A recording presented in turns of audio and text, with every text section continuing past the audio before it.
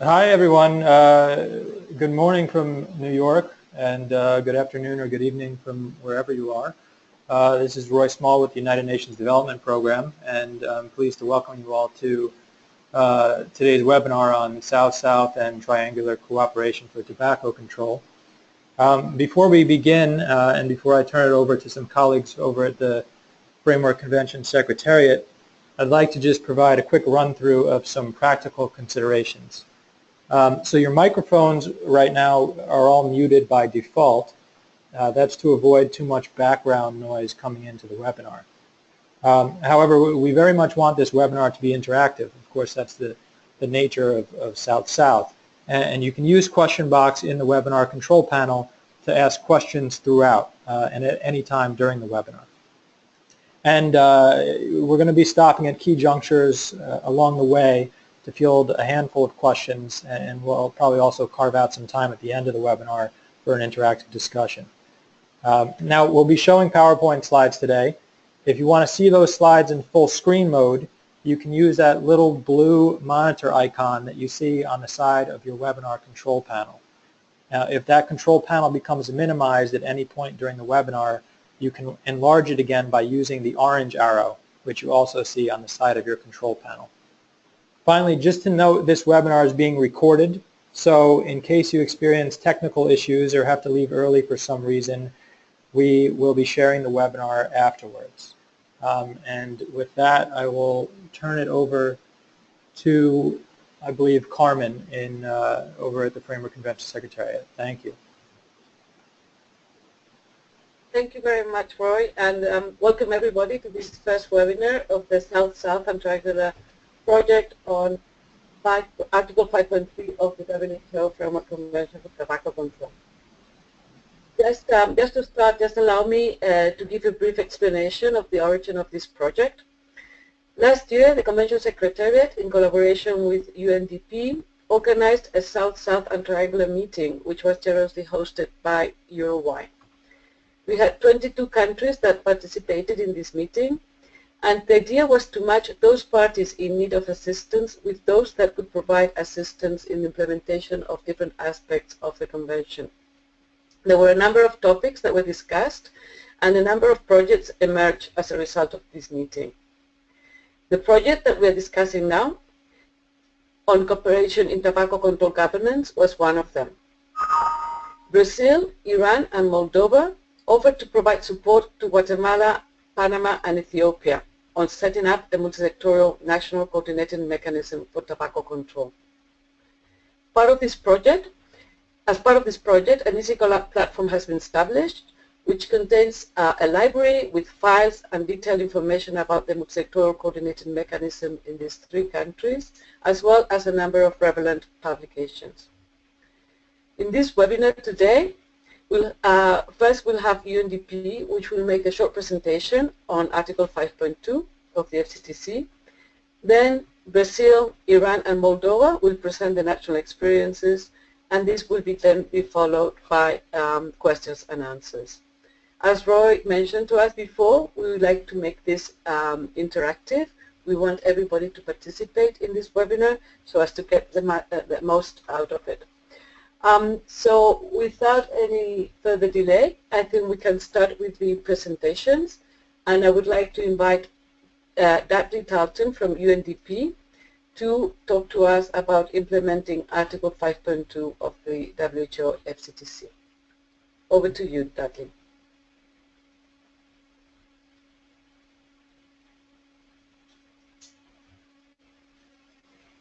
Great. Thanks, guys. Let me first apologies because I'm at the World Health Assembly where it's a madhouse as usual, and it's going to be relatively loud and there'll be some background noise. But also, I'm going to have to pull up the slides and we can share my screen. But let me get the slides first.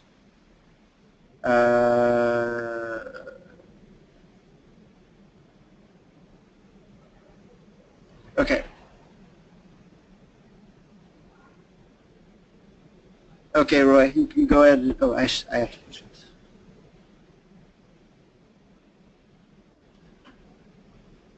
Okay, so this won't be entirely new for everybody, but essentially just to skip some of the slides that were presented last month at the Sustainable Measures Working Group and just get to a little bit of what we're planning for the toolkit we want to produce, and for which it would be great to have this group contribute to by collecting your best practices. So I will go to the quick outline, look at the background. The presentation we based mostly on the findings of the paper that we've just published with the Convention Secretariat on tobacco control governance in Africa, with a focus on Article 5.2a. Now, the research for this, well, I'll get into the findings, but essentially the two objectives of this are to do some research and find out what are the lessons and experiences in Africa, how those parties are doing in implementing Article 5.2a.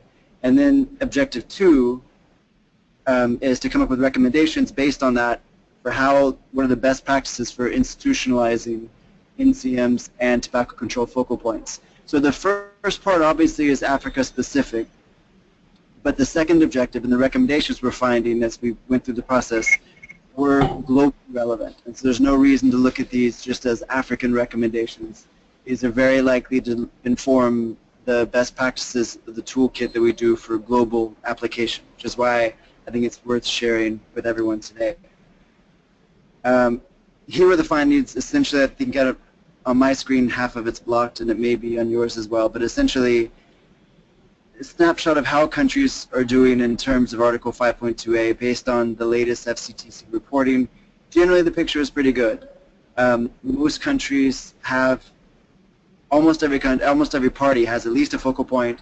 Most have a mechanism and a focal point. So then the question is, sure, some countries need help establishing an NCM, and even those ones who have established it, we need to make sure that they're functioning properly, that all the structures are in place for them to meet their terms of reference and to meet the obligations in 5.2a. Next slide. These are just the general findings. We broke it down into a few domains and principles for these findings. Leadership was a key component, looking at the institutional leadership and the characteristics. The composition, looking at the different options the countries are choosing for the size of the national coordination mechanism, who's involved in the membership, what levels of representation there are, and how effective or ineffective they are in excluding the industry from participation. It's also important to look at the lines of authority and statutory power, whether there is sustainable funding for these NCMs, what levels of funding is required, and generally whether financing these NCMs is a problem. What linkages there are to international and regional structures as well. And then finally, becoming more and more relevant, how does this fit into a broader non-communicable disease agenda, as well as into the broader Sustainable Development Goal agenda. So here's on the range of agencies or ministries that are found in most NCMs. We've put the ones in green where really these ones almost have to be included. They generally are in every case. The ones in blue, it's a very good idea to have these representatives from these to be members of the NCM, and in a couple of places the ones in orange were included as well, and depending on the country context it may be beneficial to have them included as well. Recommendations. These all are very common sense. They're very intuitive. We found this is why when I say it's applicable globally, there's no way that these recommendations wouldn't fit to just about any national context.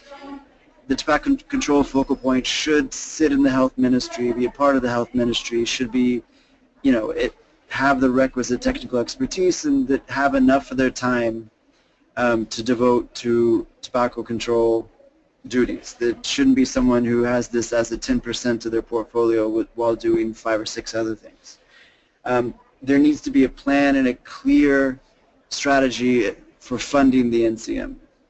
The NCM and the tobacco control, oh sorry, this is just for focal points, yeah, so the funding for the focal points should be guaranteed and reliable, should come from national resources, and should be fixed. Number 3, the institutional stature. The focal point needs to be able to convene other ministries to come to the NCM meetings and to be able to get their attention when a problem arises. If you have someone sitting at too low a level, that becomes a problem. And also the person needs to be qualified to handle representational duties externally. This generally is the case. I think we just need to reinforce that this has to be sort of a minimum standard written into the policies.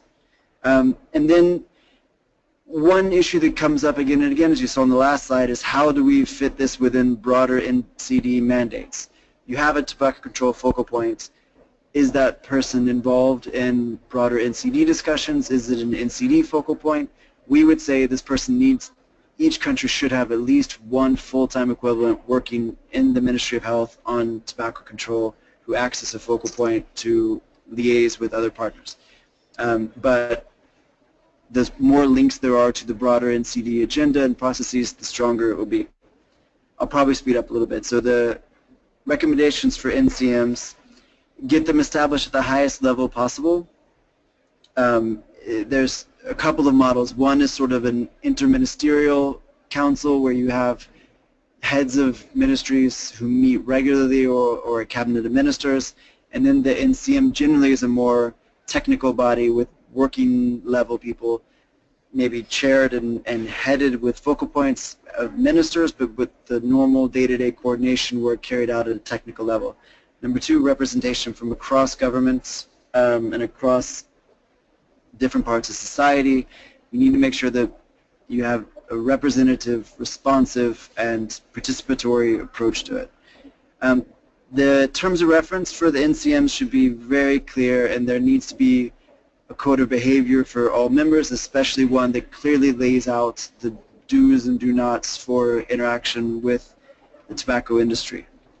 And likewise, the rules of procedures should be clear for all NCM meetings. The minutes should be published, in a reasonable time frame afterwards, and these should be made as publicly available as possible. And overall recommendations for both. The focal point should, of course, play a key role in the NCM. Transparency should be the order of the day, and the reporting should be comprehensive and accurate and timely as well. Here's the presentation, or the slide where we were talking about our project. We presented this at the Sustainable Measures Working Group.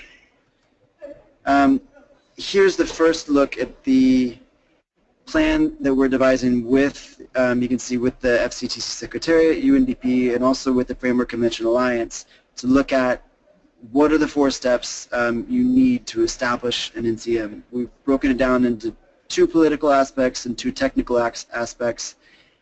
I don't want to spend too much time on this because the countries on this webinar are relatively advanced in this, but essentially you need to make sure you have enough political buy-in. You need to develop a formal agreement that includes the mandate, the rules of procedure, all the paperwork and structures you need for it. Technical aspects, then you have an actual launch to get it going, and then you make sure that there's an ongoing process for capacity development of all members in the NCM. Here's a list of, we've identified 11 tools that we think that we'll put together as part of a toolkit, and this is something that we hope for your help on, and it certainly helps already with the documents that you've shared with the rules of procedure and the terms of reference for the NCMs. But essentially, there's some sectoral briefing notes we're working on that anticipate the arguments against tobacco control that are generally made by non-health ministries. So when we go to a country and meet with the Ministry of Economy or a Ministry of Commerce, they tend to prioritize arguments that respond to issues of employment generation and these things, and not look at tobacco control in the broader view. So essentially, we know what kind of arguments are made against increased tobacco control coordination. We're anticipating them, and we want to have these what we call cheat sheets or sectoral briefings for you to use at country level to precede these arguments and respond to them. Going down the list, we won't go through all 11, but essentially we want to have all the tools together, even down to the invitation letter for convening the first meeting with a proposed agenda. So if a country is completely lost, and that's who we're sort of targeting at this level, then we could go to them with a package that they adapt to their needs and are able to get up and running relatively quickly. Thanks, that's all. I'm sorry for too much detail, but I'm looking forward to hearing the other experiences. Thanks.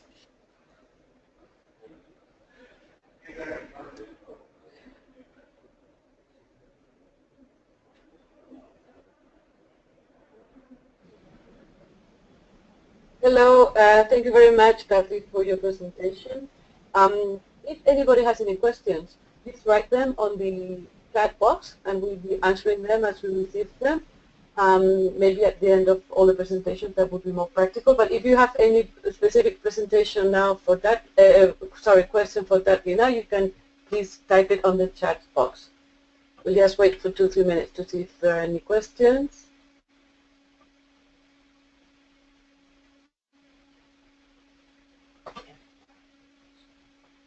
Well, maybe people want to think about it, and we have time. So, if so, I think we can continue with the next presentation. May I invite Tania Cavalcante from the Ministry of Health of Brazil. She's going to talk to us about the experience of Brazil on the composition of the National Coordinating Mechanism. So, Tania, if you are ready, please go ahead. Hello for everybody. Greetings from Brazil, for the Convention Secretariat, for the UNDP representative, and for other colleagues, panelists.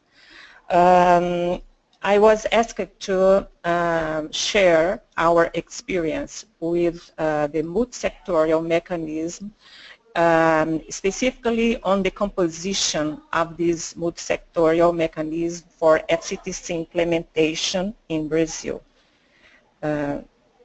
Next, please. Viu que passa aqui? Okay. Thank you. I was asked to talk on the regarding the composition, on the size of the mechanism, multi-sectorial mechanism, membership, representation, tobacco industry, and civil society representation. So these are the items that I will address in this presentation. Next, please.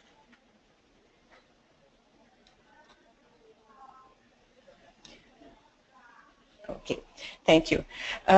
Before talking specifically on the multi-sectorial mechanism, I would like just to present very fast the central frame of tobacco control governance in Brazil. We can say that there is two big frames that are linked. We have a sectorial mechanism that is related to cross-cutting tobacco control in health agenda.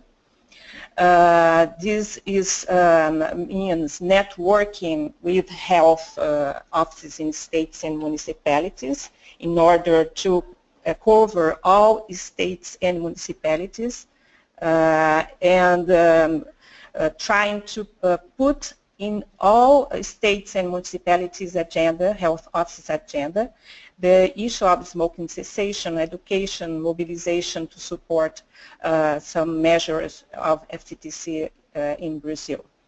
There is another networking within the agenda health that's related to sanitary surveillance in states and municipalities that is led by Anvisa.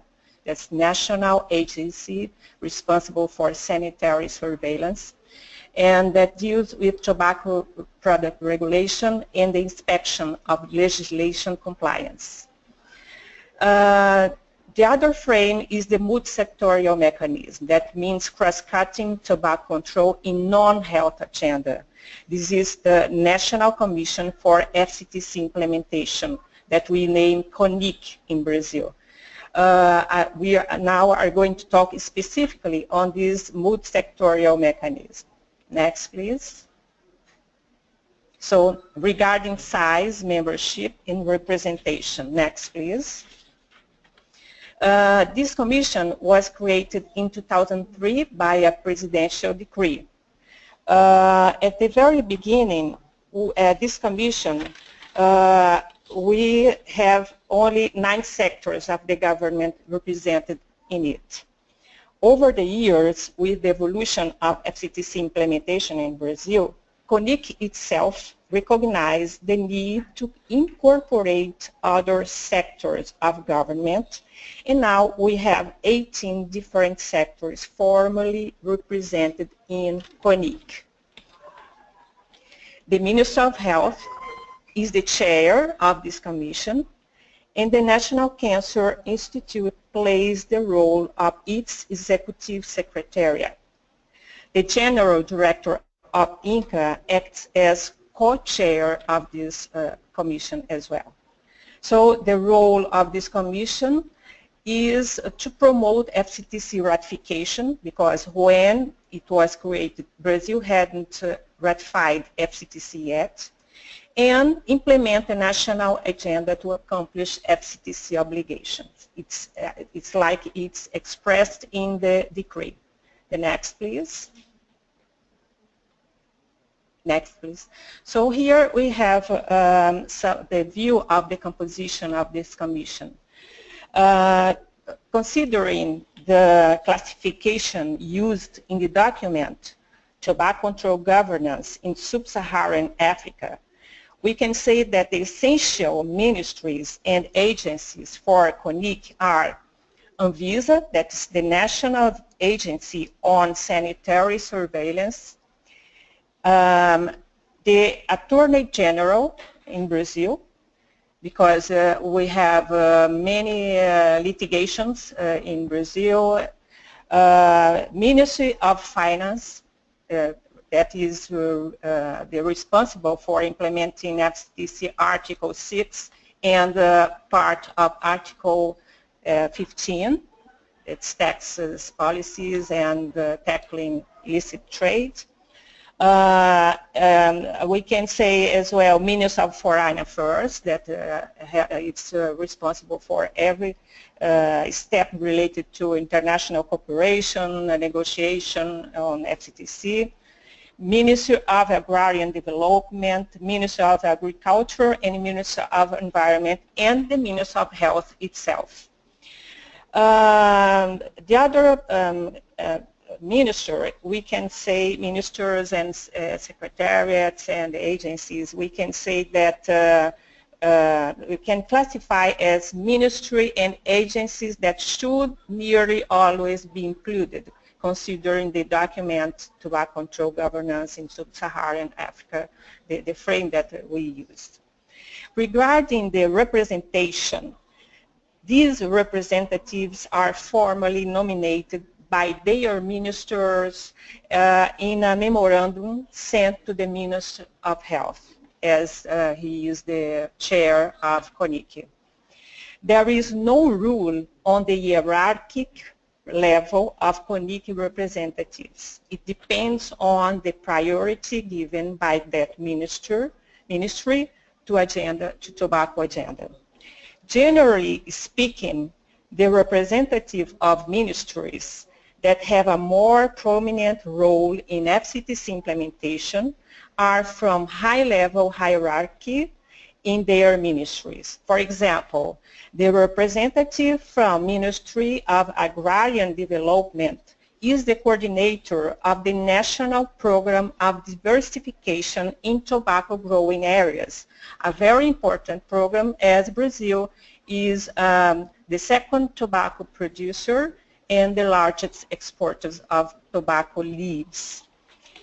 They had another example. The head of international affairs of Attorney General is the representative of this organ in CONIC. And the head of social matters is the representative of Ministry of Foreign Affairs as well in CONIC. Periodically, the president of CONIC sends formal letters to other ministries to confirm their representatives or to nominate another one to replace the previous one representative. When the Executive Secretariat of CONIC prepare the draft of these letters, we use to highlight what is expected from that ministry for FCTC implementation, and somehow we try to drive the nomination to areas from that ministry that would be more useful for CONIC work. Another point that I'd like to highlight here in the issue of composition representative, regarding the representation, is an issue that we have been discussed for a long time within CONIC. How can we allow the participation of representative from legislative power? This is still an open discussion, considering that many of the FCTC measures depend on the improvement of existing legislation or on creating new laws. So CONIC has been discussing on this issue informally, internally, to include representatives from legislative power without opening a flank for tobacco industry interference, because we know that in the National Congress there are a lot of lobbyists of tobacco industry, so we'd like to have a more close contact with the legislative power in CONIC, but we need to be very, very careful with the possibility of having some advocate of tobacco industry interests. We did not find a solution yet. We stayed with the model of channeling our relationship with National Congress through the parliamentary advisor of Minister of Health. But a part of this decision, we from Executive Secretariat of CONIC have established some good relationship with some legislators that are FCTC supportive. The next, please. The next, please. I'm going to talk now on the tobacco industry and civil society, but I will start with the representation from civil society. Regarding the participation of civil society in CONIC, there is no formal representation from civil society in CONIC. Why? There are many reasons for this situation. In 2003, at the time when CONIC was created, we were facing a strong opposition for the ratification of FCTC mobilized by tobacco industry front organizations, mainly the ones linked to tobacco production. There were strong pressures against FCTC ratification in the National Congress and within the ministers' cabinets. These organizations, these front organizations mainly made this pressure. There was a lot of pressure from these groups to be part of CONIC. They used to state that FCTC was a threat to growers' livelihoods, and they should be part of the discussion on FCTC ratification and implementation in CONIC. And they used to say that the government couldn't decide for their destiny behind closed doors. The solution we found that time was to have a governmental commission only, but open to dialogue with stakeholders. And our strategy was to try later to have on board representation from civil society that were FCTC supportive without allowing tobacco industry interference or indirect participation. We have discussed this issue many times in CONIC, and we didn't find a good solution yet. We still suffer pressure from tobacco industry front organizations to be part of CONIC. For example, the Brazilian Tobacco Growers Association, AFUBRA, that's linked to International Tobacco Growers Association, that is supported by British American Tobacco, is one of the main organizations, front organizations that pressure the government to be on board of CONIC. We understand that the current method of screening if someone has or not a conflict of interest to be part of CONIC is not safe enough to prevent the participation of tobacco industry organization. In Brazil, there are many organizations beyond FUBRA that are tobacco industry front organizations that are maintained by tobacco industry. So this is still an open question in CONIC, and we are trying to solve. Please, the next slide, please. The big question is how to allow representatives of civil society to be formally part of CONIC while preventing infiltration of tobacco industry front organizations. So I have said that screening is not, we consider is not a safe way to do that. We can use it, but we cannot trust it completely. And now we are analyzing inside of CONIC a solution, maybe creating a council of experts on tobacco control that could support CONIC.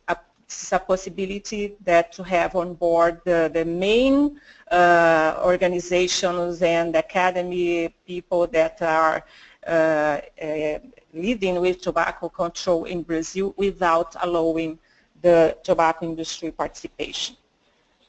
The next, please. Next, please. Next slide, please. Regarding tobacco industry, the decree that created CONIC states its obligation to hear and dialogue with stakeholders, what includes civil society and representatives of tobacco supply chain.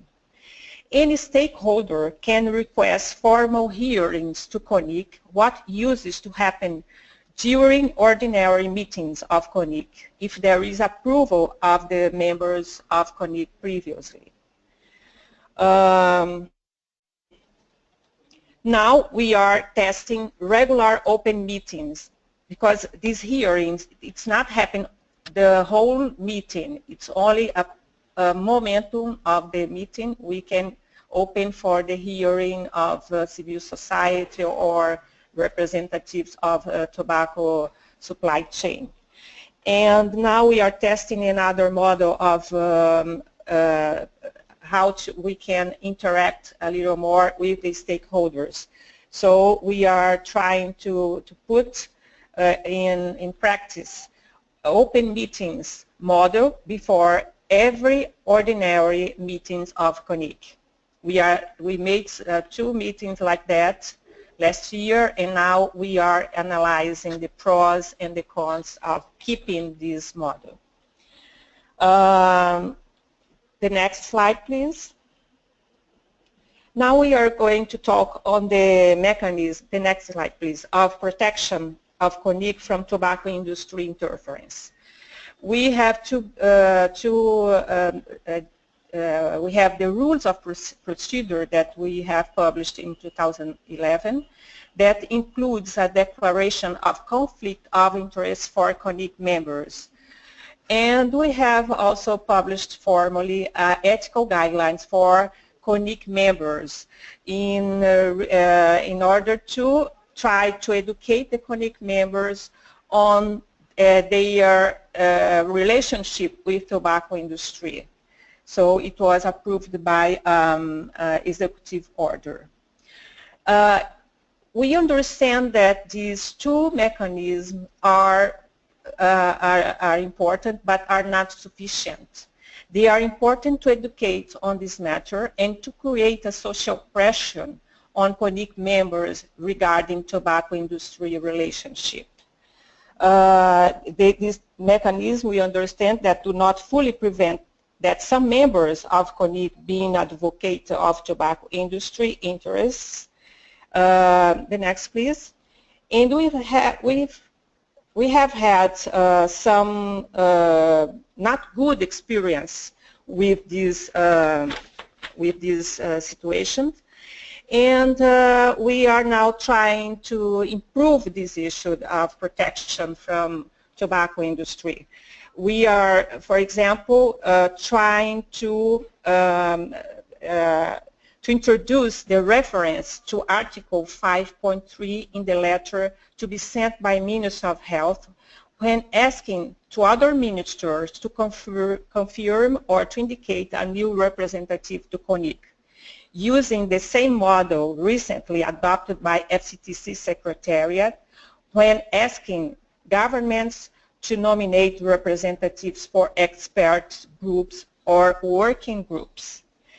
In our understanding, it can be one more way to disseminate this obligation, this crucial obligation with FCTC, to high-level government representatives and at the same time disseminate the culture of seeing tobacco industry as part of the problem and not the solution of tobacco control.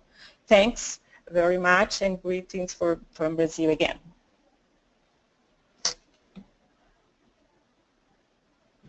Thank you very much, Tanya.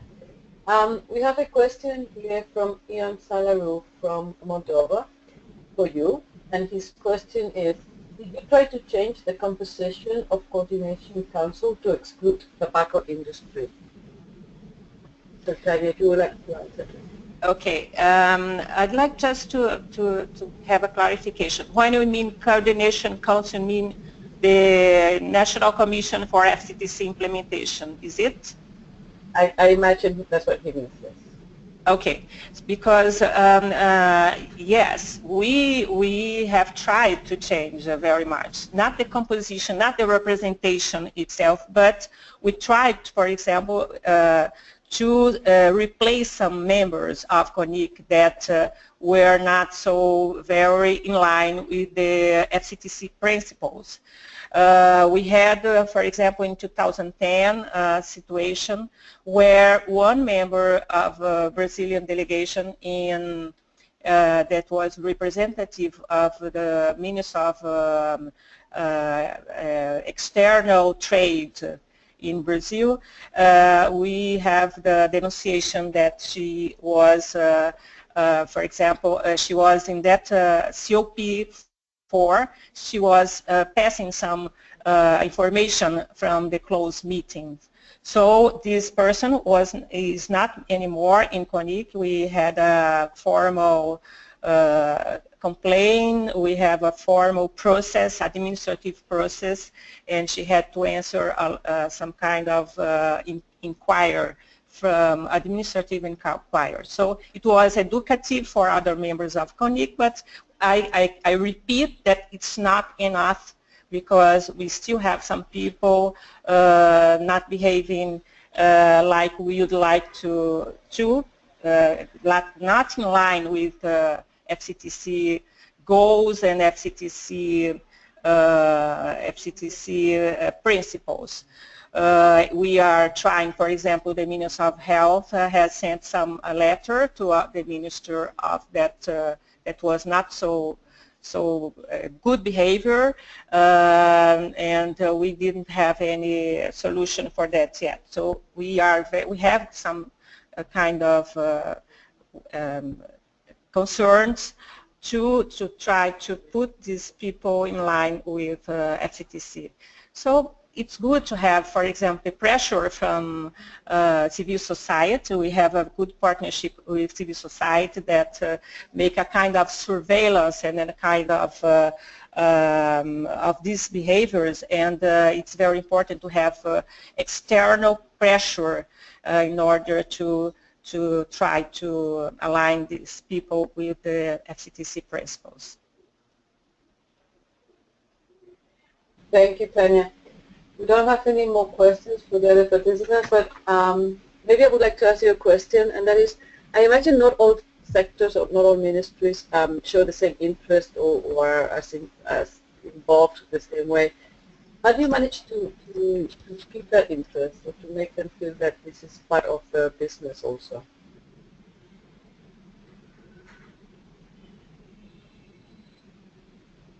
Carmen, did you make a question to me? I didn't hear very well. If it's, can you repeat your question, please? Sure, Tanya. My question is, how do you ensure that the different government sectors that for part of CONIC are involved and feel that this is the issue, the business, and they're engaged? Because I imagine not all of them are engaged in the same way. How do you manage to get them interested? This is not I'm just laughing because it's not an easy task. We have some change, some periodical change of people. We have some people that are not very keen with the process. So we used to make visits to these cabinets, to these people in order to try to help them with the information they need on their role on the FCTC implementation. We make a kind of working groups on some themes, some issues that is related to CONIC. For example, we had, not now, but we had a working group on diversification process. We used to get together civil society that is, there is some kind of expertise on the issue with people from that ministry. One very good example that we had on the engagement of one member of the Minister of Finance, for example, was to engage this person in the whole process of the discussion on Article 6. So it's important to that person to participate on the discussions from the very beginning on the guidelines for implementation of articles, specific articles of FCTC. We don't have a formula for do that, but our role is to make people participative, to facilitate the work of these people, to give these people all the information they need to make their work. And when we go to Brasilia, because we are in Rio de Janeiro, but every week almost we go to Brasilia, we used to visit some cabinets to reinforce the importance of their role in FCTC implementation, showing their results. For example, we had a study very recently that was published here in Brazil that show important decrease in smoking cessation, the sim smoke model. I don't know if everybody knows, that showed that the big contribution of increasing taxes in reducing prevalence and as well reducing mortality. So this is a way to also reinforce the commitment of some areas of government. But we have some difficulties. Some areas are not attending as we'd like that they would attend even the meetings. And we go there and try to ask for their participation. And now, for example, we have made some new letters from the chair of CONIC to send to all ministers to ask for their participation, to confirm their representative or to indicate a new representative, and reinforcing the role of that ministry or secretariat or agency on implementing FCTC in Brazil. So this is how we deal with this situation, Carmen. Thank you very much, Tanya, for that. We see that there are two hands up, one from Mirta and one from Francoise. I guess you want to make questions. We're going to see if we can manage. Usually we had asked you to write on the chat box, but we're going to see if we manage to unmute your mic so that you can speak. So, Mirta, please go ahead. Hello, everyone. I wrote the question, but I would like to know, probably you said before, how frequently the CONICI meets, and if CONICI also have extraordinary sessions, Tanya. Thank you. Thank you. Who is speaking? I couldn't see. Ms. Mirta Molinari. Hi, Mirta. How are you? We have every 3 months we have ordinary meetings of CONIC. We have a previous agenda with items that are in discussion, are of interest of Brazil, and we have the rule that if someone wants an extraordinary meeting, they can ask for, or even ask from Executive Secretariat, we can propose extraordinary meetings. And we have, for example, this year, much more frequent meetings because we are in preparation of the delegation of Brazil for COP7.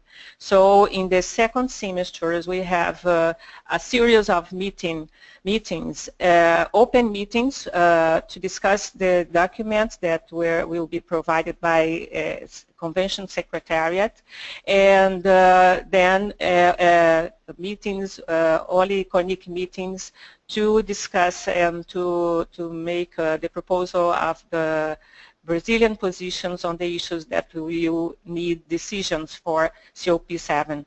So we have, in general speaking, we have 4 ordinary meetings a year, and we have open meetings before these ordinary meetings. And we have also the COP preparation years, we have much more meetings in order to discuss and to prepare the Brazilian delegation.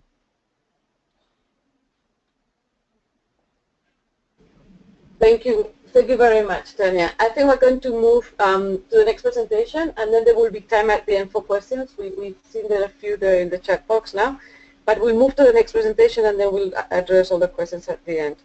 So the next presentation will be from Iran, from Behzad Barisadeh, and he's going to talk to us about the experience of Iran in leadership and funding of the National Coordinated Mechanism.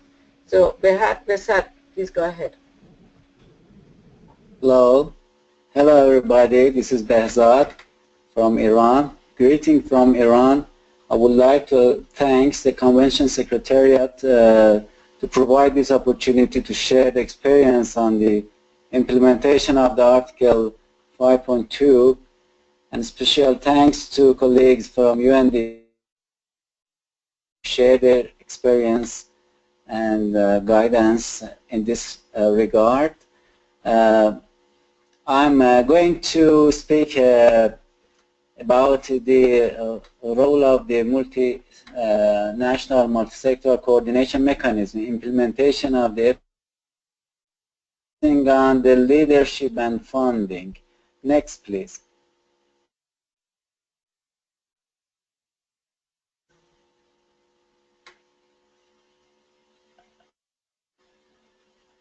Okay.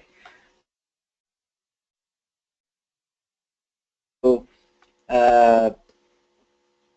give some information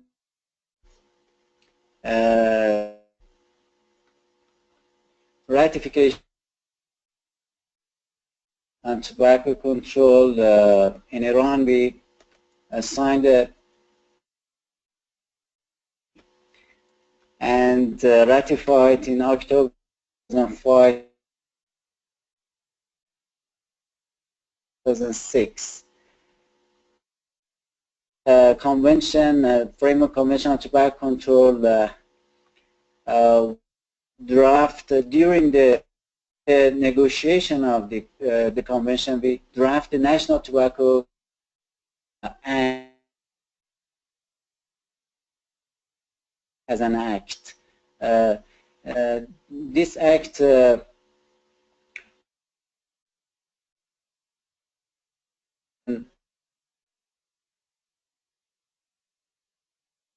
cannot see, let me adjust the screen to see the slide. After the ratification of executive bylaw to the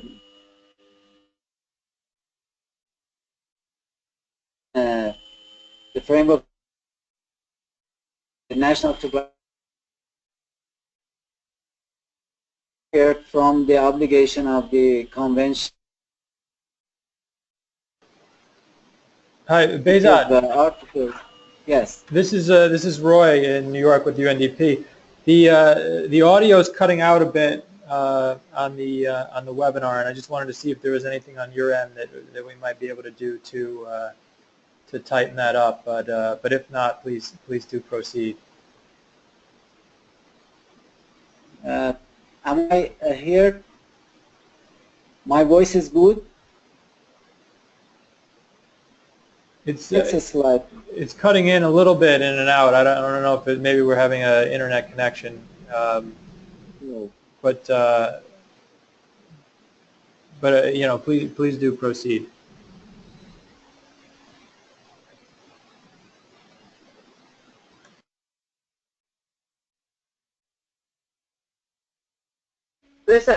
Please go ahead, and we'll try to see if we can hear you.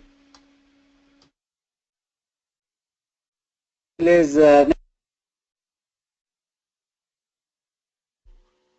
can I move to the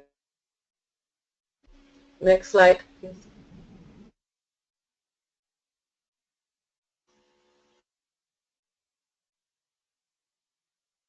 But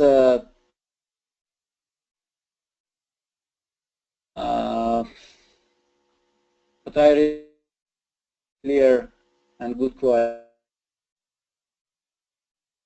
Right.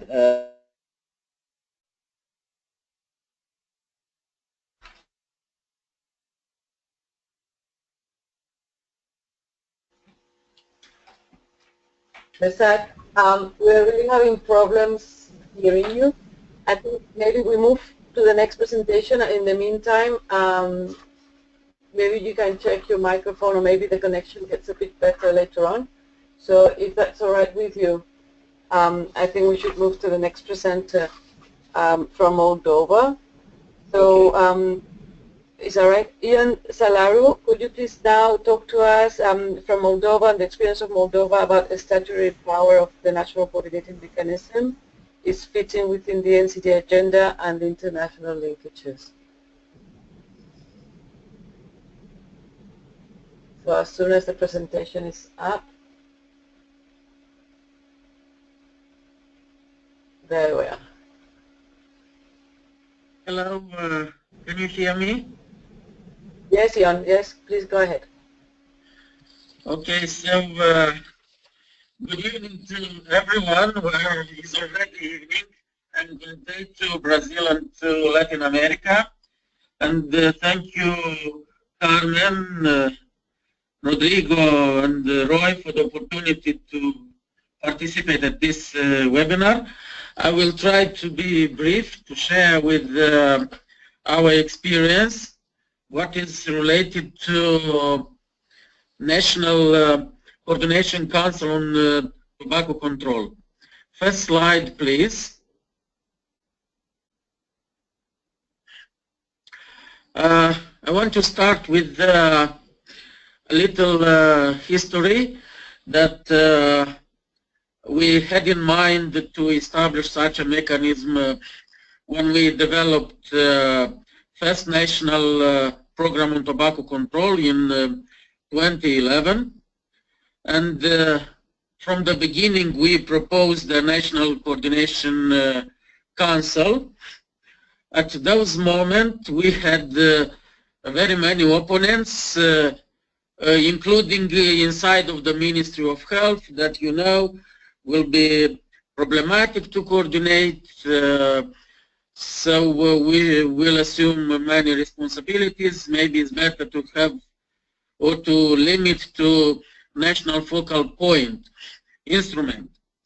And I remember at those time the program was the government for approval, and we had a sub-regional meeting on FCTC implementation in Chisinau in November 2011, and with advice of Tibor and Dr. Nico Gosean, we succeed to convince, starting from Minister of Health and the Prime Minister, that this is necessary and we should have a standalone National Coordination Committee, but not as a group or as a part of a large health committee which were proposed from the beginning.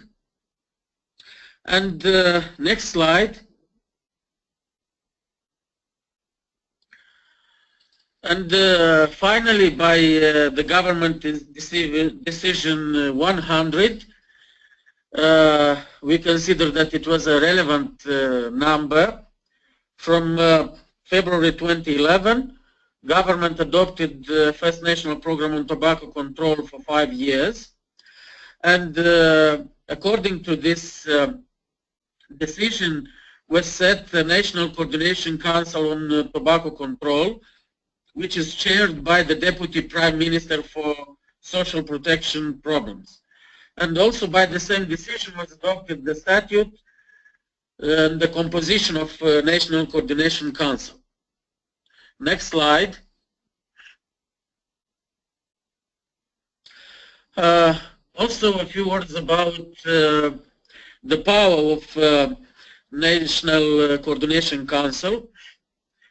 Already having the experience that some political leaders put under doubts the authority of this council, we decided to include, Ministry of Health to include in the lawful amendment of existing law on tobacco control. And the Parliament last year, when almost exactly 1 year ago, accepted to include in the tobacco control law that should be established by the government a National Coordination Council on Tobacco Control. And in this case, we prevent different political influence which can appear in the case with if will remain only under the governmental decision. Next slide.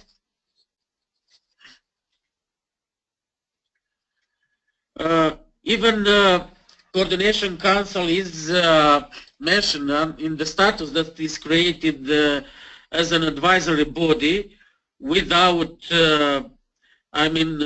being a separate legal body to coordinate all the necessary activities and efficiently to organize actions in tobacco control and to counteract the negative effects on tobacco consumption on health. Its decisions are disseminated and accepted for implementation by all relevant authorities in the Republic of Moldova. So we have now some example on one ministry or agency put under the doubts the authority of National Coordination Council. Also, Council's mission is to enforce communication and intersectorial collaboration in strengthening the legal framework for tobacco control and to establish such a mechanism to make more effective tobacco control activities. Next slide. About the frequency of the sessions of tobacco control of the Coordination Council is mentioned by the status that should be minimum every 6 months, but sessions are organized more often Just for this year, we had already 2 sessions. The latest was yesterday and was dedicated to entering into force new provision of tobacco control law, total ban of smoking in indoor places. And the other question was accession to the protocol on the elimination of illicit trade on tobacco products.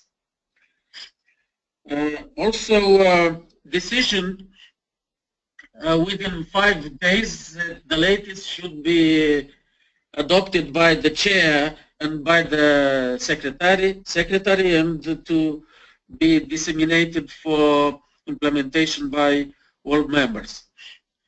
About the composition, so council consists of 23 members. I already mentioned that the chair is the Deputy Prime Minister, the Deputy Chair is the Deputy Minister of Health, and the Secretary from National Center of Public Health, myself, so I'm the Secretary of this Council. Also includes 9 members as Deputy Ministers from relevant authorities, agriculture, economy, finance, international affairs, informational technology and communications, of education, youth and sports, social protection, and culture.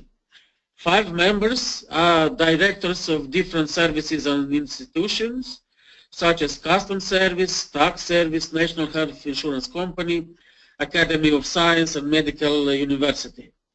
Next slide. Other 3 members are directors or members of relevant media institutions such as National Radio, National Public TV Channel, and Media Coordination Council. And 3 members we have from civil society, 2 from NGOs, and 1 from Health Trade Union Organization. So all sectors we consider that are represented in the council, excepting tobacco industry. Also, different other sectors or institutions can be invited, and are invited to present some information or reports. Next slide.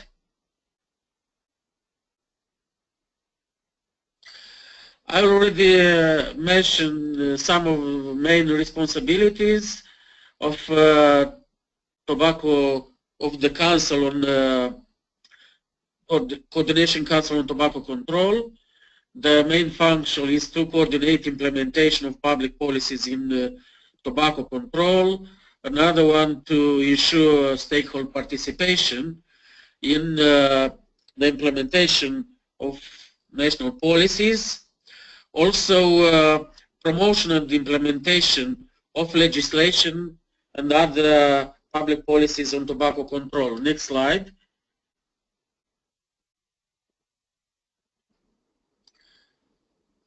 Other function is to promote intersectoral partnership between government, international and non-governmental authorities.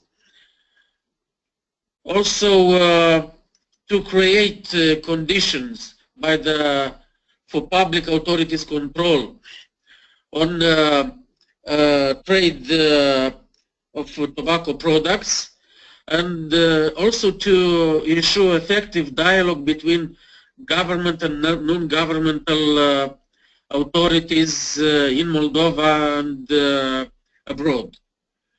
Also to coordinate intersectoral development and adjustment of the legislation in according to FCTC obligation and the association agreement with the European Union.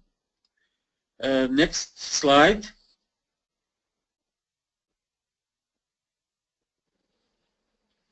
How national coordination mechanism in tobacco control is fitting into non-communicable disease prevention agenda.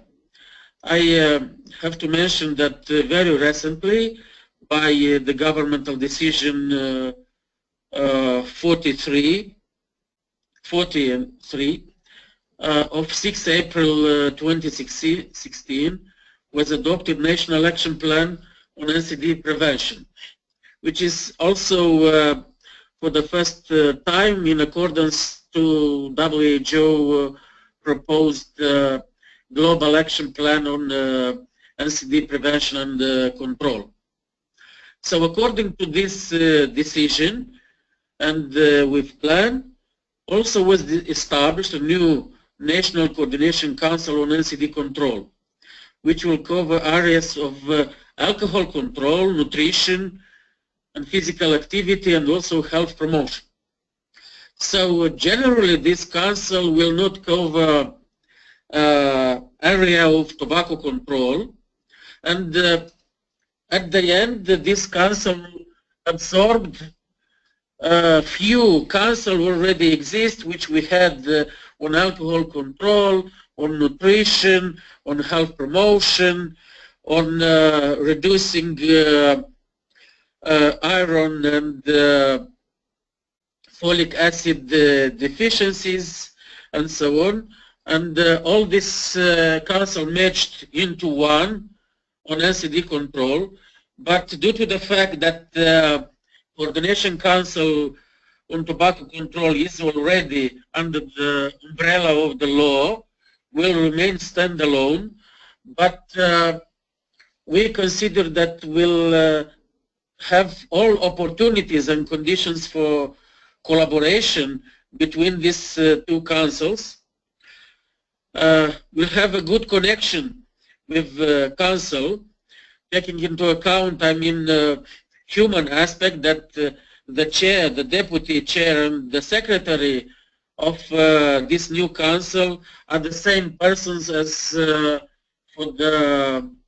as the chair, deputy chair, and the secretary for National Coordination Council on Tobacco Control.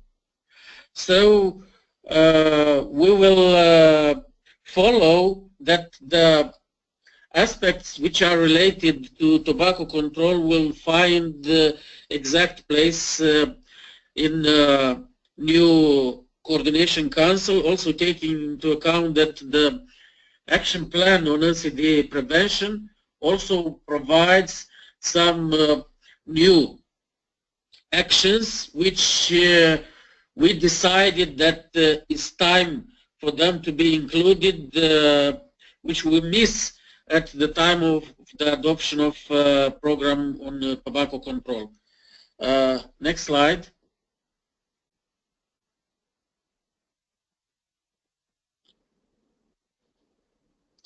About the international connection of a National Coordination Council on Tobacco Control, at the old session of the Council, as a permanent invitee representative of WHO country office, and also we offer to them the possibility to present or to intervene into the discussions.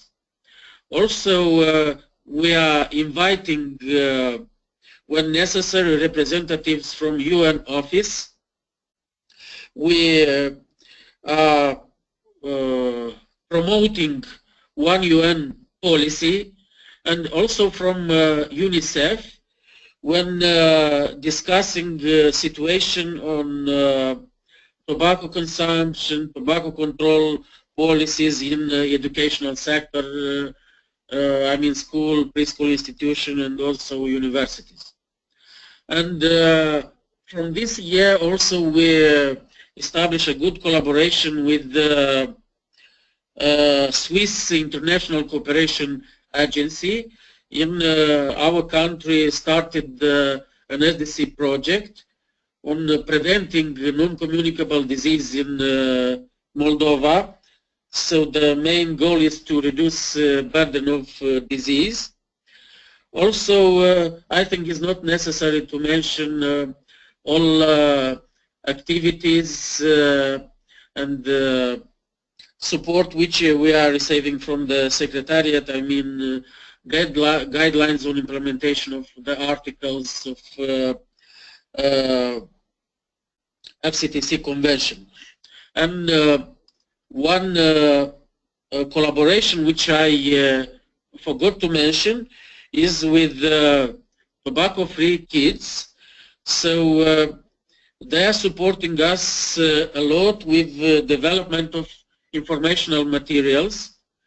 We already this year developed and distributed not only within the members of Coordination Council but also within all relevant authorities, organizations, informational materials, leaflet, guidances on implementation of the provision of the new tobacco control law. So I can say that we have quite good international collaboration and support. What you see also at the end of the slide is the banner on our web page, which is dedicated on tobacco control issues, and where everyone can access and can obtain all necessary, not only information which is related to legal documents, but also to informational materials, to activities, to intervene, to put questions. We established a hotline with dedicated to tobacco control, which is active not only from stationary telephones but also from mobile telephones. Thank you for your attention. Thank you very much, Ian, for your presentation. We have here a couple of questions for you. One is from Laurent Hubert from FCA, and his question is the Health Trade Union a non-government organization, or is it linked to the government trade ministry? Over to you, Ian. Thank you for the question. It's a good question. So we selected the most active NGOs, and as I mentioned, we have two, the most active NGOs. One is the association Young and Free. They are the best, I can say, our supporters and partners in implementing different activities such as meetings, flash mobs, training, and so on. And they really demonstrated their dedication and those fact that they have a good authority within other NGOs. And the second one is the Center for Health Policies and Analysis, which is also an NGO, and its function is to make analysis of policies and to develop some advices for ministries on health protection areas. And also I have to mention that this NGO is implementing project with the support of tobacco-free kids in Moldova. So they're also our supporters, and we have good mutual collaboration with them.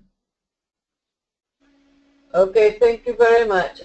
We have another question, and this one comes from Ivona Tus, also from FCA, and she says, in the process of adopting the law decision on national tobacco control coordination, did you see any industry interference? For example, something similar as happened in Brazil, like phone groups of industry trying to become members of this national mechanism? Did you have this experience in Moldova? yes, we saw such experience at the stage of promoting with the National Program on Tobacco Control.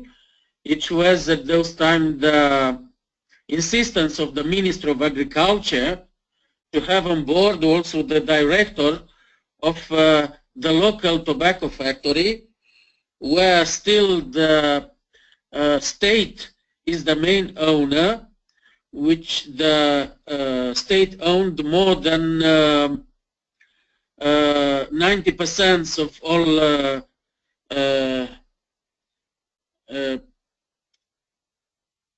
premises, I mean of all actives of this factory, and to protect the interest of the local producers, it was intensively promoted the participation also of this person which I mentioned, the director of tobacco factory. Now we are not at those stage other attempts to include representatives of international tobacco industry, but at the end we demonstrate that anyway the Ministry of Agriculture should collect all questions which are related to industry and to present if necessary to the government. But according to the Article 5, we insist that is prohibited interference of tobacco industry on setting or developing health policies. And at the end, they are not members of the council. Thank you very much. We have a few more questions, but I think we're going to try to connect again with Iran, just to make sure that we give Basad another opportunity. So, Basad, are you still there? Can we try again to see if the connection is a bit better now? Okay. Can you hear me? Now we can hear you. Let's see if we're lucky. Okay. I hope the connection would be better to present my presentation. It sounds much better now, so please go ahead. Okay. I was in the second slide.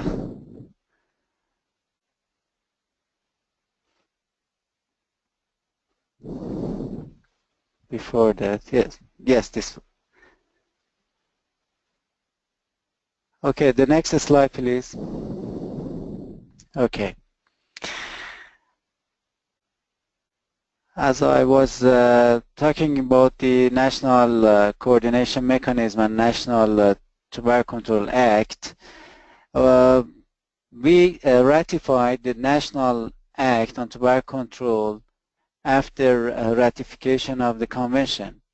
And based on the Article 1 of the Act, to plan for campaign against consumption of tobacco product and for maintaining public health, the national headquarters of controlling and campaigning against tobacco product, hereinafter referred to HQ as HQ, shall be established in which following member participate. Please next slide.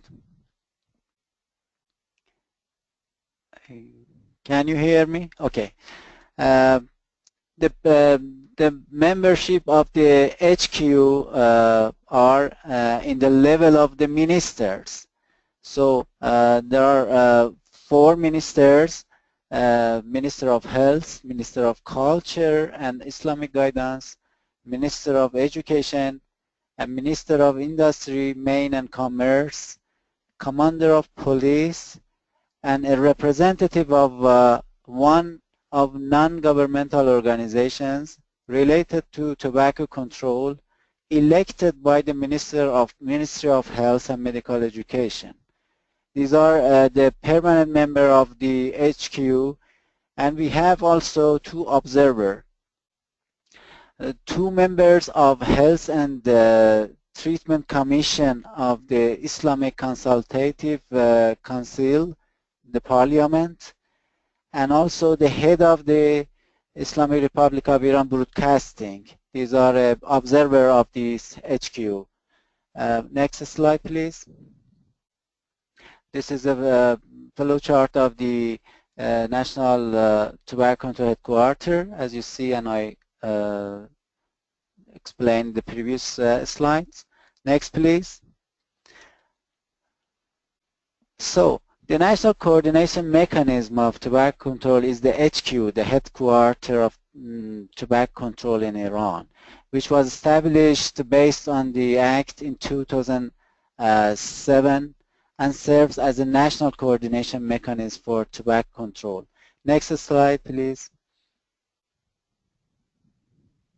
Next, please. Okay. Again, according to the Article 1 of the Act, in Note 1, the Secretariat of the HQ shall be settled in the Ministry of Health and Medical Education. And in Note 2, 6 months performance report of the HQ shall be submitted to the Minister's Cabinet and the Health Commission of the Parliament. And in Note 3, the representative of government bodies related to subject are invited to HQ sessions at discretion of HQ's head without any voting. Next slide, please. So the National Coordination Mechanism is a National Tobacco Control Headquarters headed by Minister of Health, and the Secretary of this HQ is Deputy for Health in the Ministry of Health, and the Secretariat of the HQ is Head of the Environmental and Occupational Health Department. Next, please.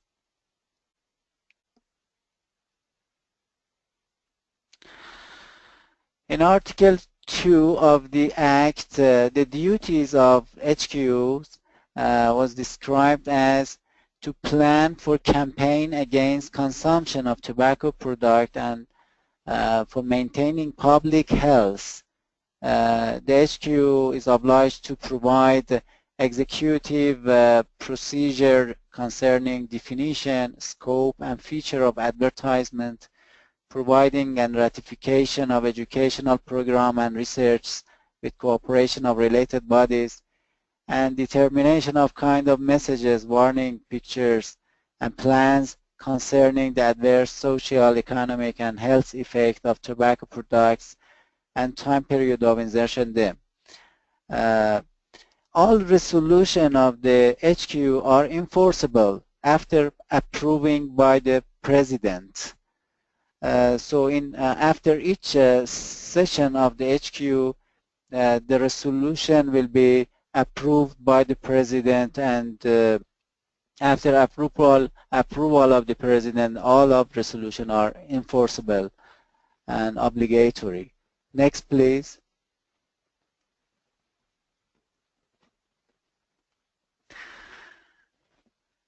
And as I said before, the Secretariat of the National Tobacco Control Headquarters is established in the Department of Environmental Health. This Secretariat is obliged to do necessary examination on possible recommendation to propose to the HQ and drafting the minute in the HQ meeting, and also follow up the implementation of the resolution of the HQ, as well as establishment of the national and provincial technical tobacco control working groups, and also necessary coordination with relevant agencies and inviting them in the relevant meetings. So between each HQ, the Secretariat of the HQ should have some other meetings with relation to any priorities and issues with other relevant organizations to provide necessary document for the HQ meetings. And also the Secretariat should prepare and submit the HQ report to the Parliament. Next please.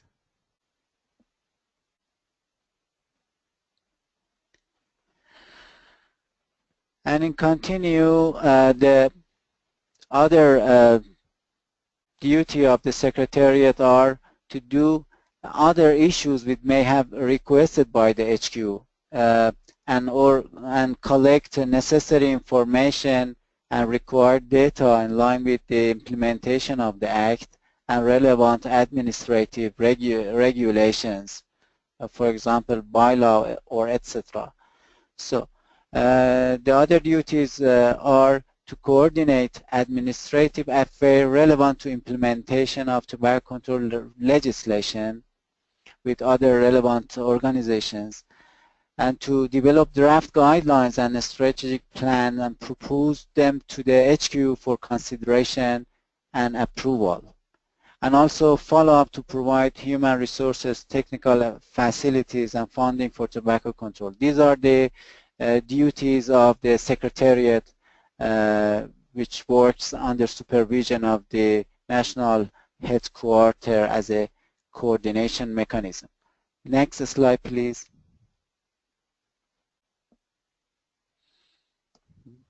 Okay. As I mentioned before, one of the duties of the Secretariat is to establish national technical working groups. We have established 5 technical working groups with regard to the illicit tobacco trade prevention, which headed by the law enforcement force of in Iran, and also the other working group working on the determination of standards for production and importation of tobacco products, headed by the National Standard Organization. The other working group is related to issuing legal permission for tobacco selling and distribution, headed by Ministry of Industry, Mine and Commerce. And also the other working group work on the determination of insertion of health warning for tobacco product, headed by Minister of Health. And the other working group, which is about the education, surveillance and health promotion, is also headed by the Minister of Health. These are working groups working under the supervision of the headquarters and Secretariat of the headquarters. Next, please. This is the flowchart of the working group and the membership of each working groups. Next, please.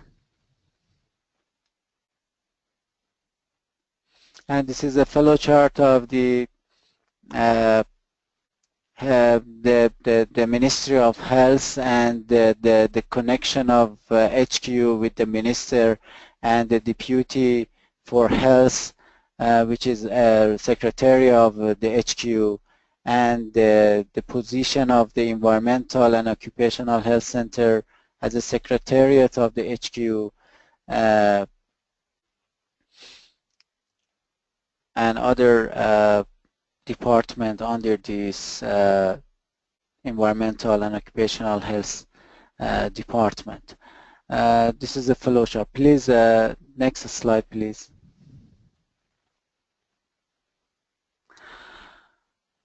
With regard to tobacco control leadership, benefiting from the Health in All Policy Declaration of WHO, an active involvement in the process of negotiation on FCTC, involvement of Ministry of Health in this process, this organization serves as a leadership of tobacco control.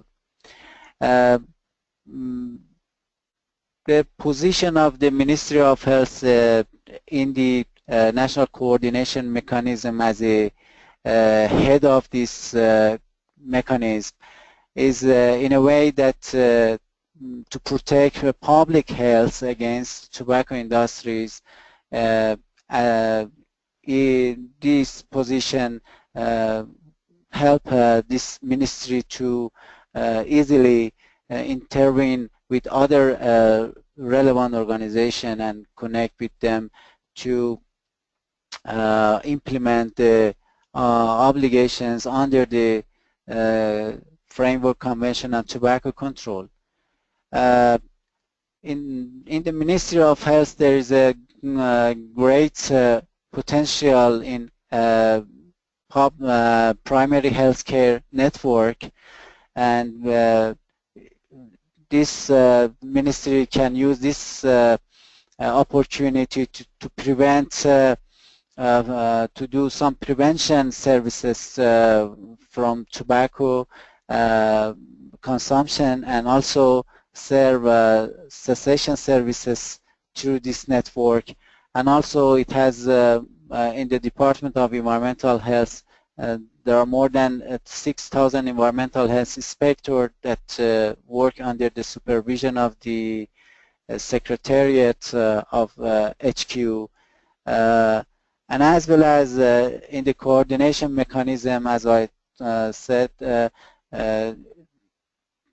the Ministry of Health can have a good role in the leadership of tobacco control, among other related organizations.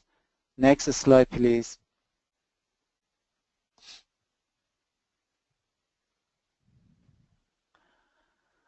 And regarding the funding, like other issues related to coordination mechanism that's mentioned in the National Tobacco Control Act, the funding is also mentioned in the Article 8 of the Act. According to this article, the annual price of tobacco products shall increase 10% through increase in tax, and up to 2% of the whole amount of tax obtained from the tobacco products deposited to the Treasury account shall be allocated to the annual budget of the related public association and organizations, NGOs, to support and boost them to develop educational research and cultural programs for the purpose of preventing and fighting against tobacco consumption. And also in the Article 17 of the Act, the financial burden of implementation of this Act is covered by incomes resulting from the Article 8 that I mentioned before, and also Article 9 of the Act. In the Article 9 of the Act, the revenue is from the cessation services, considered from the cessation services, but this act is not, this article is not implemented so far because the cessation services is free of charge, and we cannot get any revenue from these services. And also the public the private sector is not active in this regard, so it has no any revenue for tobacco control from this article. But the main revenue mainly provided by the Article 8 from the taxation. And next slide, please.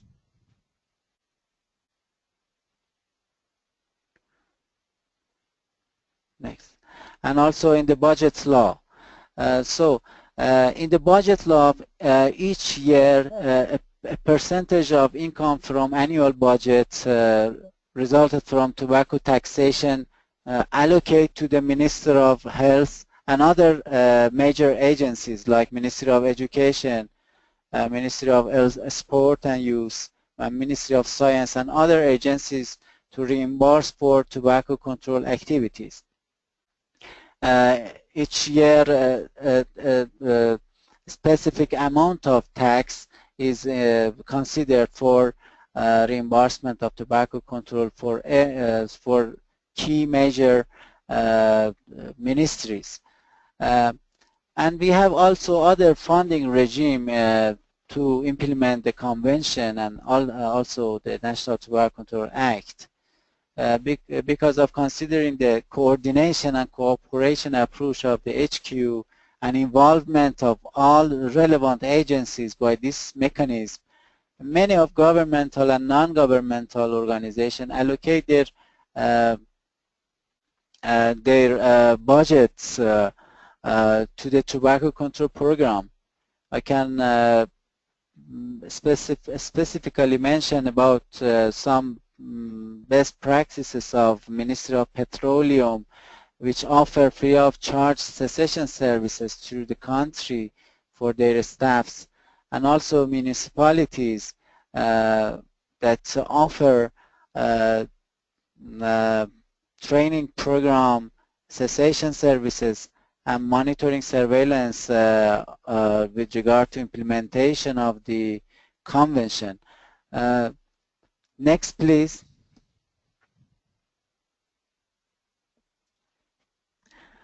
In conclusion, it's very important to have a supportive national legislation for national coordination mechanism. And also the leadership of Ministry of Health is very important in the coordination mechanism, because the health issue is not negotiable for each from the other organization and relevant agencies.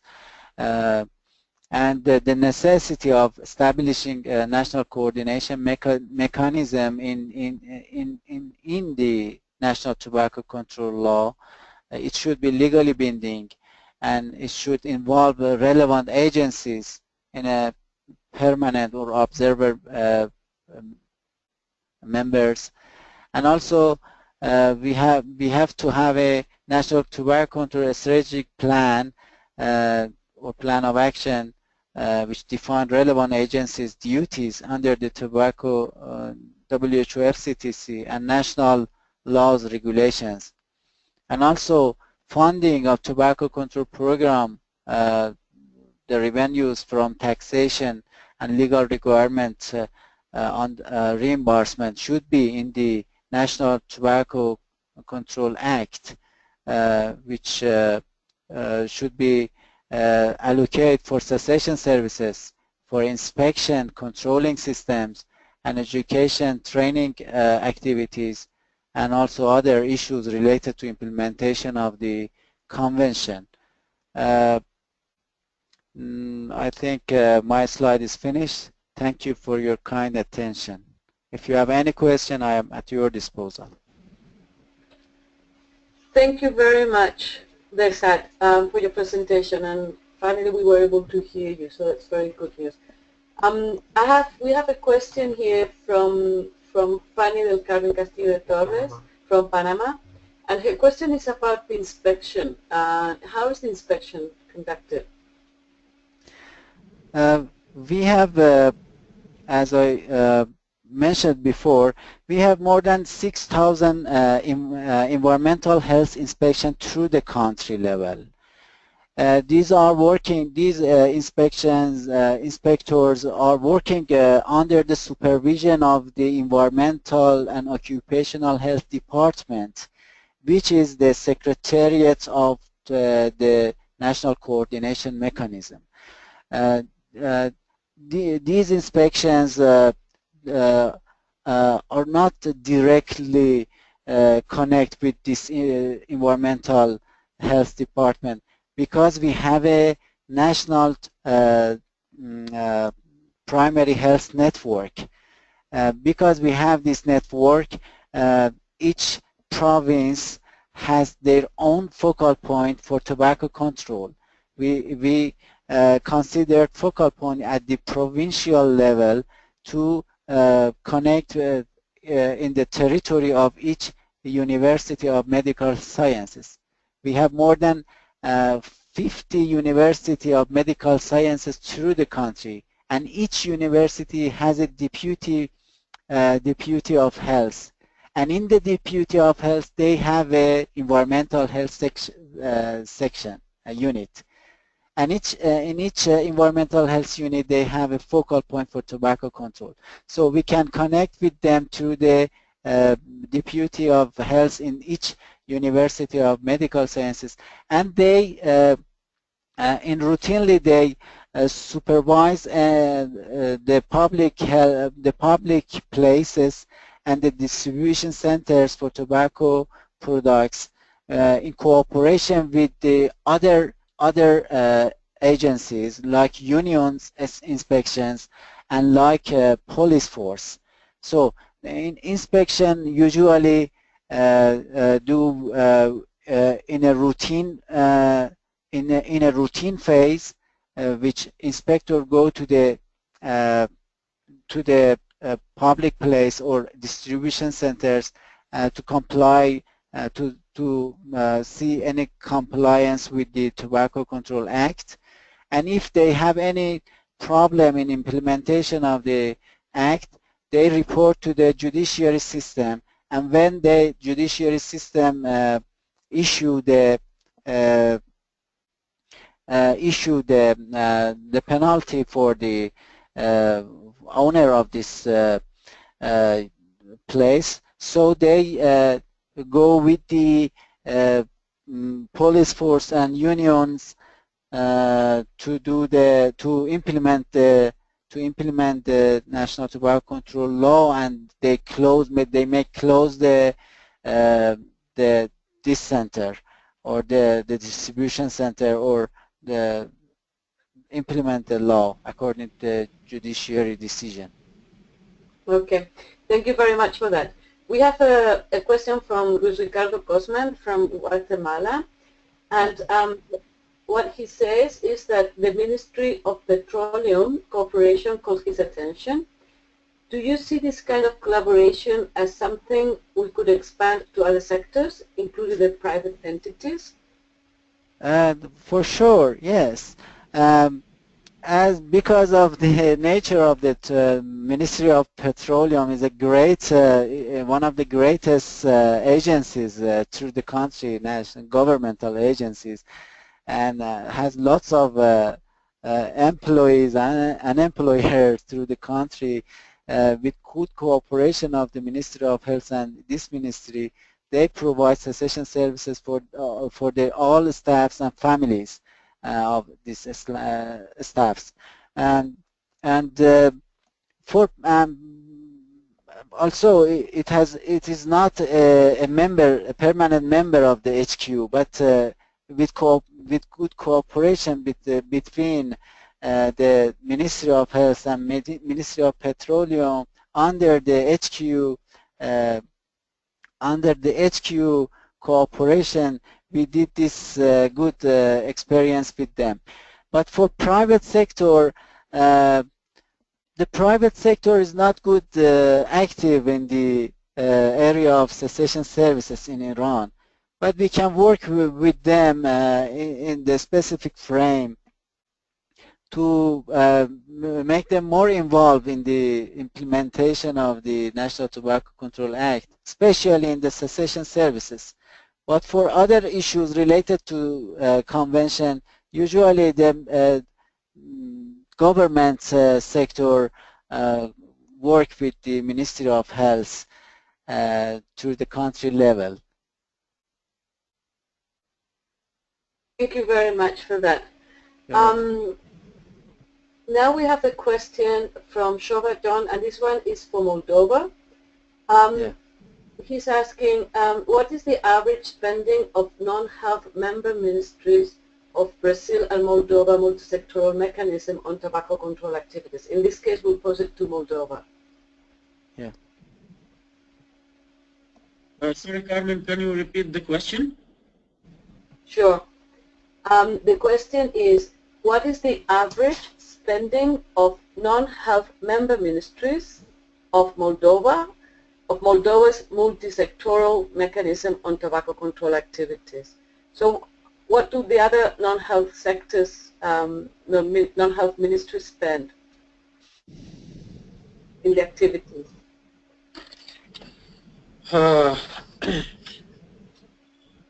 What is related to financial spend, I am not ready to answer, but what is related to the activities, they are responsible for their sectors according to the law.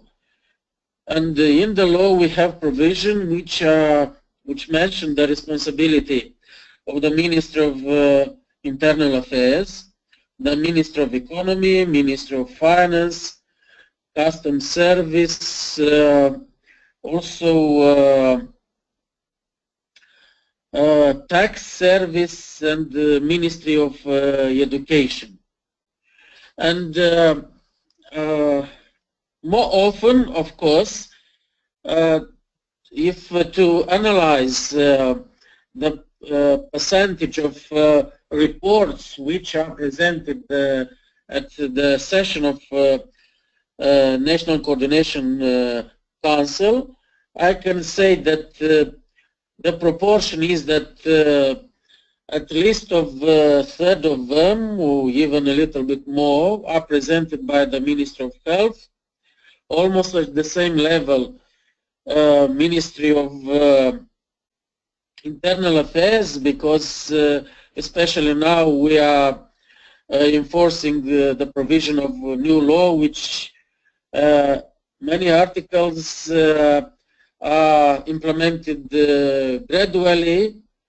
We started in September, entered into force new articles also from the 1st of January. Third stage will be from 31st of May, next will be from 1st of January next year, and so on.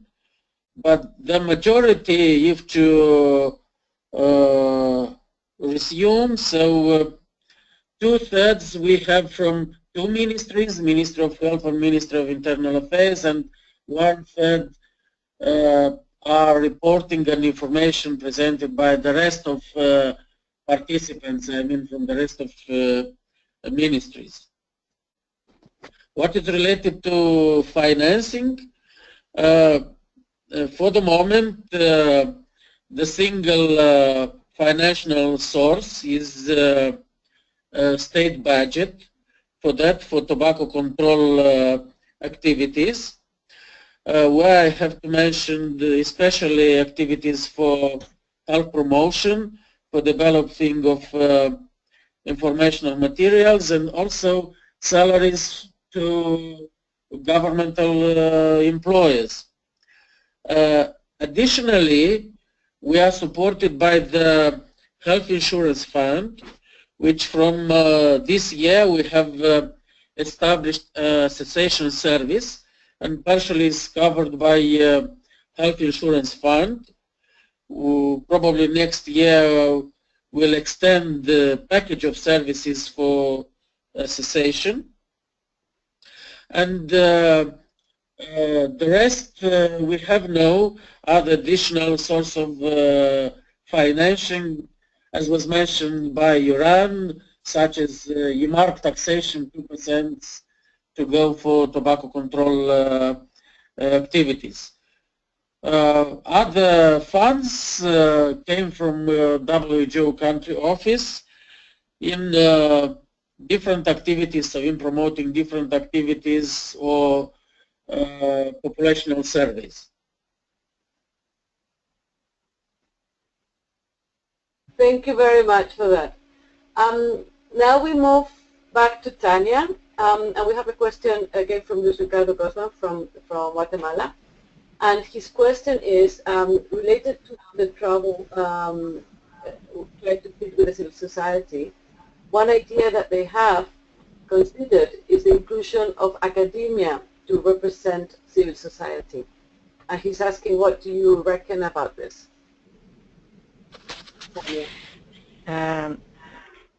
Thank you for the question. We are considering to create a council of experts in order to have a group directly linked to National Commission that will include the academia as well. Not only the academia, but the civil society that are very, very keen and very, very active in Brazil to promote FCTC implementation. Because these civil societies, there are many civil societies that are not from the academy, but they have developed a very, very good expertise in tobacco control. So informally, these NGOs are already being like counselors of CONIC, but we would like to formalize it. So we understood that this will be a way to deal with the participation of civil society, including the academy, without allowing tobacco industry participation through non-civil front organizations of tobacco industry. So this is how we are trying to deal with that, including representative from academy. Tanya, thank you very much for that. We have a question now for Moldova, and this comes from Isha Ali. And his question is, what specific support does UNICEF bring on board?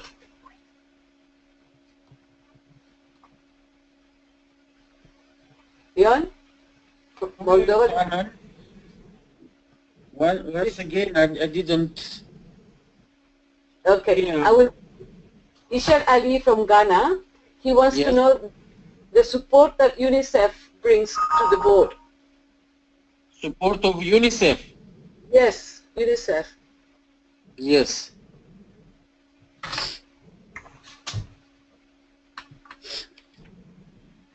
Yes. Yeah. If you can It's, tell. the support of UNICEF is mainly moral one support because they are not invited, as I said, on permanent base. On permanent base we have WHO, but mainly when it's related to smoking prevalence and preventing measures in school and educational facilities. But I want to say that they are offering all necessary logistical support if necessary to organize meeting together with other authorities, I mean Ministry of Education, territorial authorities on educational and sport, and also on we are coordinating with them the text or the composition, the content of informational materials which are related to or are addressed to school children. For example, last year we organized during in November during National Tobacco Quit Day or Smoking Quit Day, a special hour for children on preventing tobacco consumption, and we cooperate in promoting this activity, I mean in editing materials and also in examining and adjusting of these materials which are addressed to school children. Thank you very much for that. And we're going to have the last question because we're running out of time. And this question is from Francois Habiyarene from Rwanda. And this question is for Iran. And his question is, what are the main challenges that you faced at the initial step to establish a national coordinating mechanism? So, Besar, I'm going to ask you to just please say 1, 2, 3 things, but very briefly, just name them for the sake of time. Okay, thank you for your question. Actually, at the time of establishing national tobacco control mechanism, the tobacco industry was under the monopoly of the government. So at that time, we had some problems in not letting them to attend in the HQ meetings. For this reason, we decided to ask the ministers to be a member of the HQ. So the HQ is conducted with the membership of the ministers. So there is no there was no anymore the problem of interfering of tobacco industry through the national coordination mechanism. And after that, the tobacco industries was not anymore under the monopoly of the government, and they changed into the private sectors. So we have no any problem in implementation of the convention through the national tobacco control coordination mechanisms. Thank you very much for that answer. So I think now we've reached to the end of our webinar. I hope it's been interesting for everybody. I hope this doesn't end here. I really encourage you all to continue your conversations and your discussions by using the EasyCollab platform. Those of you that have not yet registered, please send us an email saying that you would like to be invited, and we'll send an invitation to you. I think it's good that we continue talking through this platform. And if you feel that there is a need for a future webinar, just also discuss and let us know, and we'll be happy to organize another one, maybe on some other specific issue or any subject that that you might find interesting. I want to tell you that we will be sending you an email with some questions regarding the quality of the webinar, and just so that we learn how to improve. And just to finalize, I really want to thank all of you for being here with us, for your questions, the panelists for the presentations, and especially I want to ask to thank Rodrigo and Roy for organizing all this. And sometimes we think that technology is easy, but it's not always easy, but they managed to organize this very well. So please keep the good work, keep in contact, keep collaborating, and hope to talk to you all soon. Bye-bye, everybody.